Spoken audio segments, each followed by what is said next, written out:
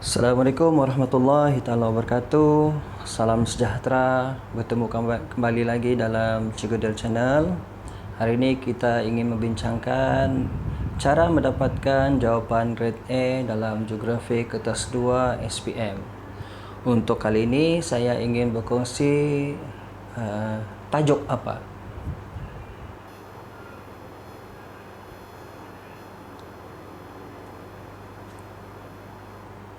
Okey, kepada mereka yang belum subscribe, jangan lupa tekan butang subscribe, tekan loceng dan like video yang ditonton. Kepada yang sudah subscribe, bolehlah mengikuti perkongsian pada hari ini.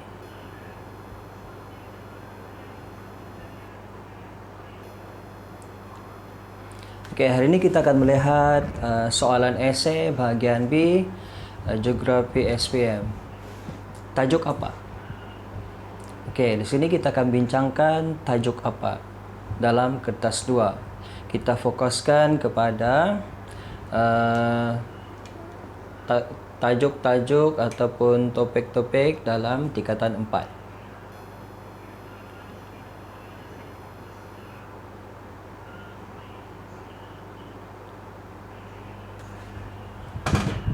Okey, baiklah. Tajuk apa yang popular ataupun tajuk apa yang sering ditanya, sering disoal dalam setiap kali peperiksaan, terutamanya peperiksaan SPM tingkatan 4. Okey. Jadi kalau kita lihat topik-topik yang ada di dalam tingkatan 4, secara keseluruhannya tajuk yang paling popular untuk soalan esei ialah tumbuhan semula jadi dan juga hidupan liar.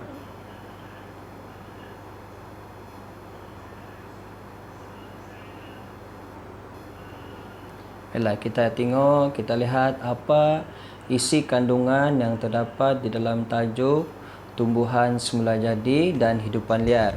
Yang pertamanya ialah berkaitan tentang jenis tumbuhan semula jadi dan hidupan liar. Yang kedua, kepentingan tumbuhan semula jadi.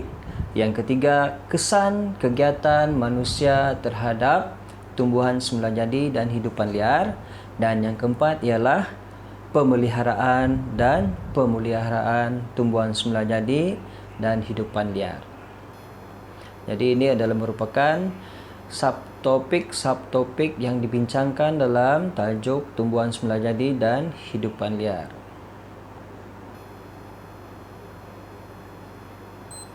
Okey, mari kita lihat kandungan yang terdapat dalam tajuk ini, di mana tumbuhan semula jadi ini adalah merujuk kepada hutan-hutan yang ada di Malaysia. Okey, di mana terdapat 4 jenis hutan yang terdapat di Malaysia, iaitu hutan hujan tropika, hutan gunung, hutan paya bakau dan hutan pantai.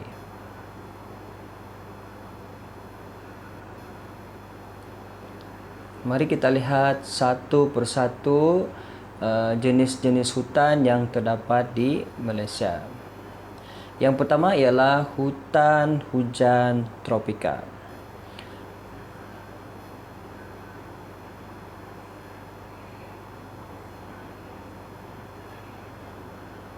Okey, hutan hujan tropika adalah merupakan hutan yang terbesar di Malaysia. Kebanyakannya terdapat di negeri Sabah, Sarawak dan Pahang. Tumbuhan di ketinggian kurang daripada 1,200 meter. Maksudnya di sini tumbuhan hutan hujan tropika ini tumbuh di ketinggian kurang 1,200 meter dan hidup di kawasan tanah jenis laterit.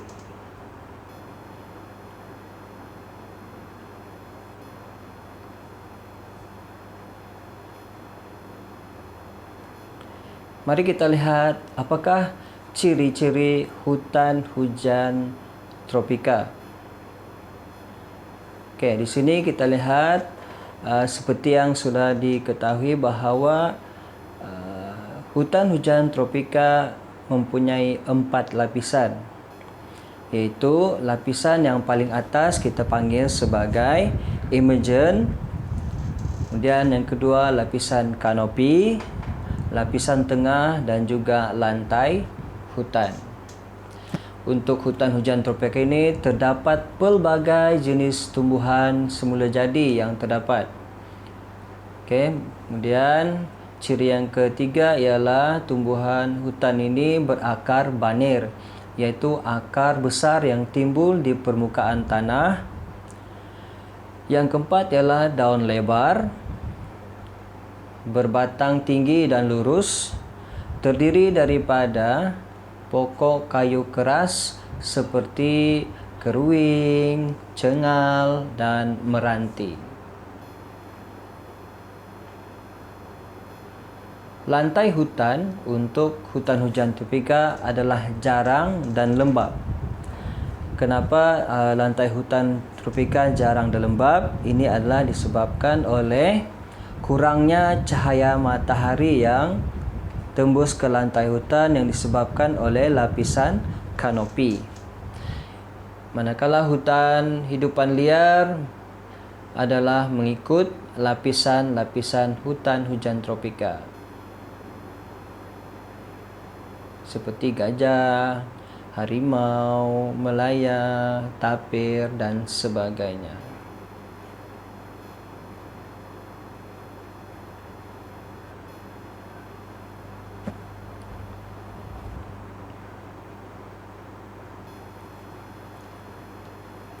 Kita lihat hutan yang kedua, iaitu hutan gunung.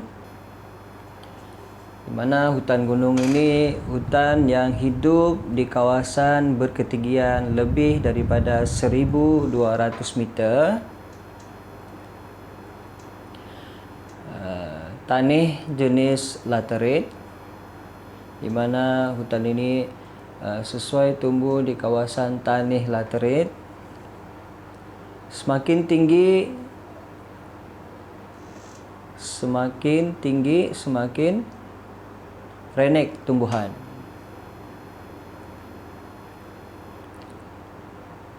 Terdapat lapisan mountain bawah, mountain atas, alpine dan hampir alpine. Manakala tumbuhan paling atas adalah seperti kolam pair dan lumut.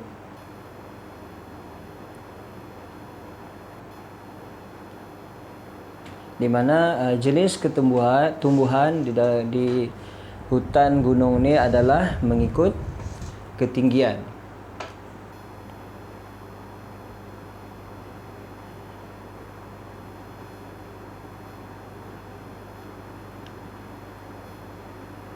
Okey, ini merupakan contoh hutan hujan tropika yang kita bincangkan tadi.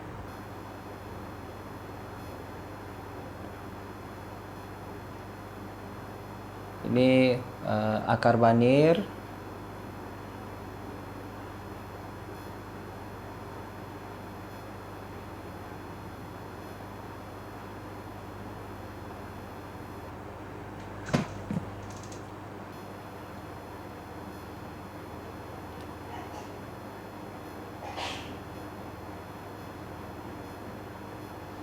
Okey, ini untuk hutan gunung.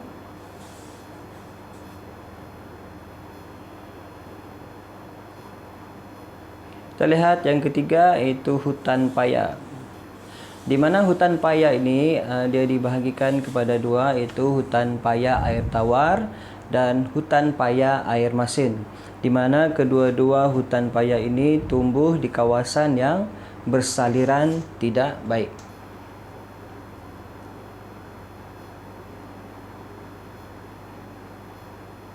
Okey, kita lihat hutan paya air tawar, iaitu hidup di kawasan saliran buruk seperti Tasik Chini, Tasik Berak dan Tasik Luagan Bunut di Sarawak.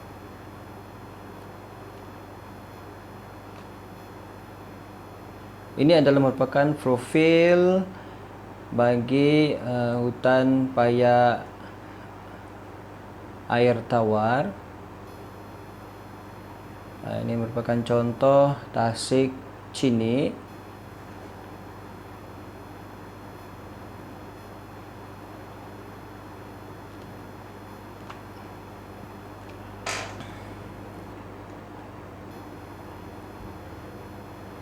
Okey, kita lihat pula hutan paya air masin. Okey, di antara dua jenis hutan paya ini, hutan paya air masin adalah merupakan salah satu subtajuk yang sangat penting untuk calon-calon SPM untuk kuasai. Di mana hutan paya air masin ni dia merujuk kepada hutan bakau, di mana dia hidup di kawasan saliran buruk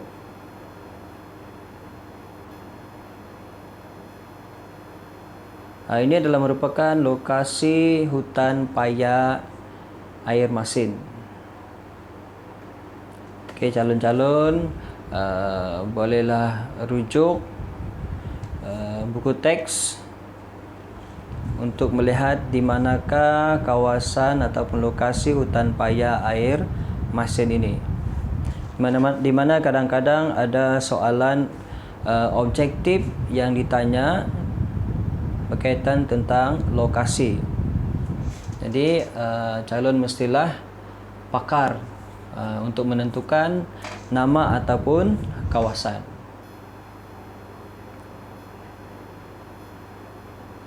Ini adalah merupakan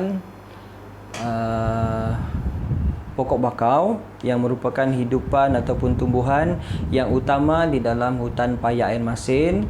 Jadi gambar raja yang satu ni adalah merujuk akar jangkang, manakala gambar di sebelah kanan adalah merupakan akar ceracang, iaitu dua jenis akar yang ada pada pokok bakau.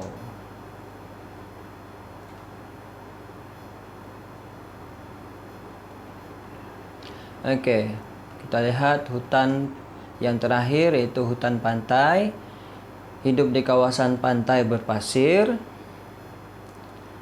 Contohnya seperti Pantai Cahaya Bulan, Tanjung Aru Sabah dan pulau-pulau yang ada di Malaysia, di mana tumbuhan utamanya seperti pokok ru, kelapa, mengkuang dan tapak kuda.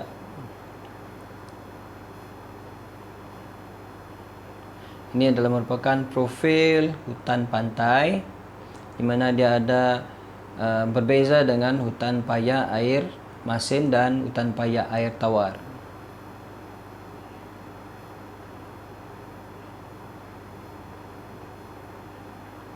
Okey, kita lihat kepentingan tumbuhan semula jadi.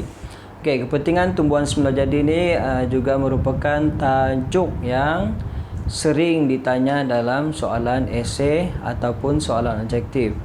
Tapi di sini kita fokuskan kepada soalan esei, di mana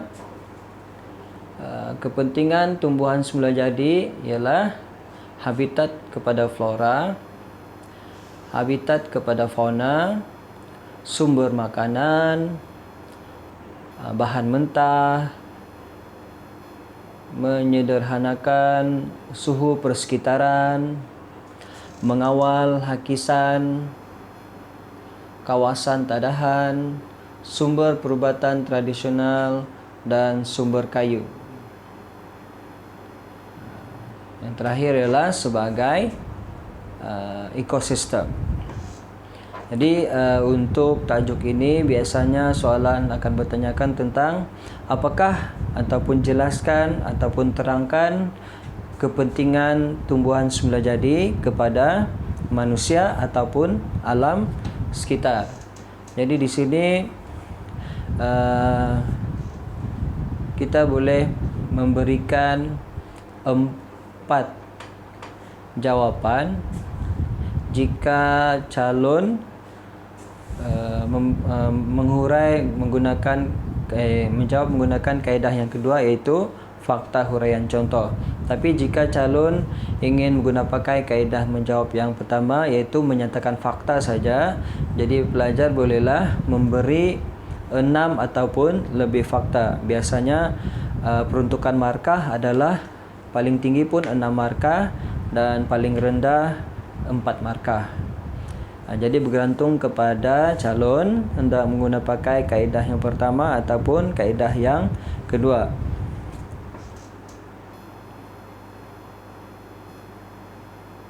Seterusnya kita lihat apakah kegiatan manusia yang menyebabkan kerosakan ekosistem kepada hutan.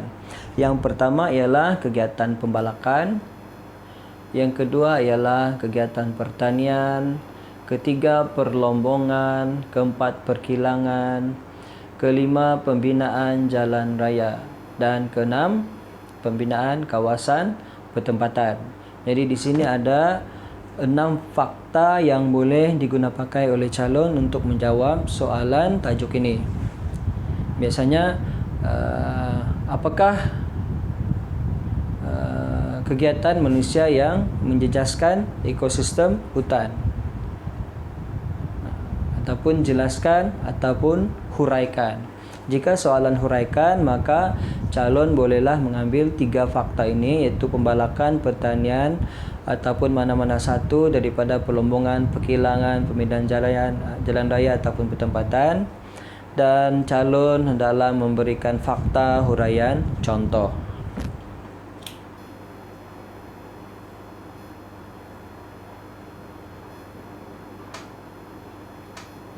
Seterusnya kita lihat apakah kesan daripada kegiatan manusia terhadap tumbuhan semula jadi.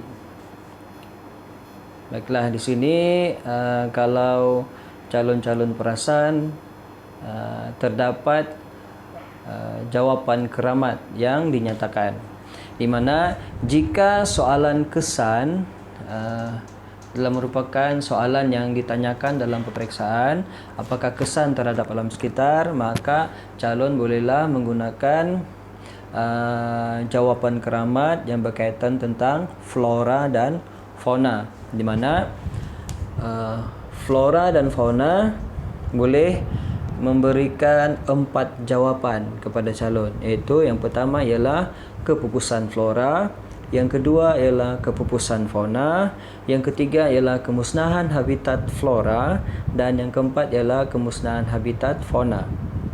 Jadi calon sudah dapat markah percuma untuk jawapan keramat. Jadi calon bolehlah memfokuskan kepada jawapan keramat ini jika terdapat soalan kesan terhadap alam sekitar.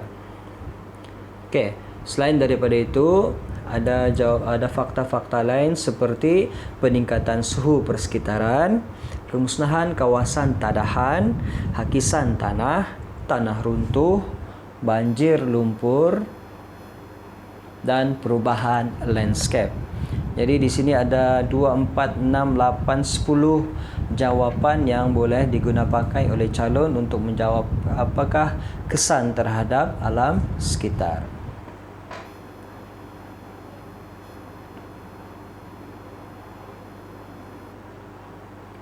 Seterusnya kita lihat, jika ada kesan maka kita akan ada langkah. Okey, jadi di sini kita akan melihat kepada pemeliharaan dan pemeliharaan hutan semula jadi dan hidupan liar. Okey, jadi soalan esei biasanya dia akan tanya, cadangkan langkah-langkah pemeliharaan atau langkah-langkah pemeliharaan. Kadang-kadang soalan juga bertanyakan tentang berikan cadangan anda untuk mengatasi masalah kesan kegiatan manusia terhadap tumbuhan semula jadi. Jadi calon bolehlah memberikan jawapan sama ada jawapan pemeliharaan ataupun pemuliharaan. Tapi jika ada soalan yang memfokuskan kepada pemeliharaan sahaja ataupun pemuliharaan sahaja, calon bolehlah memberikan fakta-fakta langkah pemeliharaan dan langkah pemuliharaan. Jadi maksudnya calon selamat di sana. Kenapa dikatakan selamat? Sebab calon sudah memberikan fakta-fakta tentang pemeliharaan dan juga fakta tentang pemeliharaan. Yang pertama ialah hutan simpan. Mewujudkan hutan simpan, hutan lipur, mewujudkan taman negara, mengadakan kempen, pendidikan alam sekitar, menguatkuasakan undang-undang alam sekitar. Kemudian penghutanan semula. Langkah seterusnya ialah lawatan silvikultur, dan yang terakhir ialah ladang hutan. Jadi di sini jika soalan memperuntukkan 6 markah, maka calon bolehlah memberikan 6 fakta atau lebih jika menggunakan kaedah menjawab yang pertama. Tapi jika calon ingin pakai kaedah menjawab, kaedah yang kedua, iaitu menyatakan fakta, huraian dan contoh, maka pelajar ataupun calon bolehlah mengambil 4 daripada fakta yang dinyatakan dan huraikan serta berikan contoh. Di mana jika calon pakai fakta, huraian, contoh, itu adalah merupakan jawapan grade A. Tapi jika pelajar memberikan fakta dan huraian, itu bergantung kepada jenis soalan. Di mana jika jelaskan, maka pelajar berikan fakta dan huraian. Tapi jika soalan itu merupakan soalan huraian, maka calon kenalah memberi fakta, huraian dan contoh. Jadi di sini untuk menyelamatkan calon dan untuk membolehkan calon mendapatkan jawapan grade A, maka calon bolehlah memberikan fakta, huraian dan contoh bagi setiap soalan.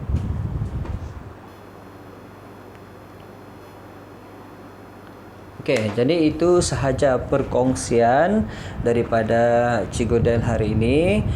Terima kasih kerana menonton.